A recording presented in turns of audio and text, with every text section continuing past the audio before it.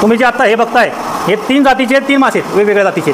हा जो आहे हा तुमचा तिलापिया जातीचा आहे, गिफ्ट तिलापिया जातीचा.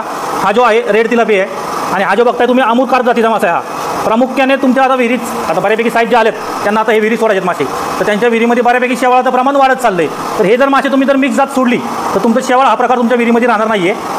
जातीचे तुम्हाला मासे पाहिजेत तर तुम्हाला घेऊन जायचं आहे. तर तुम्हाला ह्या बॅगमध्ये काही 7 लिटर पाणी, काही आमचा नॅचरल ऑक्सिजन म्हणजे आपण जो मेडिकल ऑक्सिजन वापरतो ते ऑक्सिजन भरून आम्ही हे प्रवासात कमीत कमी 10 ते 12 तास यांना काही होत नाही. तुम्ही ह्या पद्धतीने पॅकिंग करून तुमच्या विहिरीमध्ये तुम्ही मासे घेऊन जाऊ शकताय. तर यात मासे आहेत. यात आता काय करतो मी, यात ऑक्सिजन भरतो, मेडिकल ऑक्सिजन. तर कशा पद्धतीने भरतो हे बघून घ्या.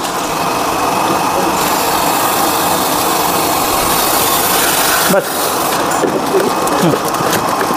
अशा पद्धतीने ऑक्सिजन भरल्यानंतर त्याला आपल्याला पॅक करावं लागते, बांधून त्याला टाईट करून ही तुमची बॅग रेडी झाली. अशा पद्धतीने तुम्ही ही बॅग घेऊन जाऊ शकता.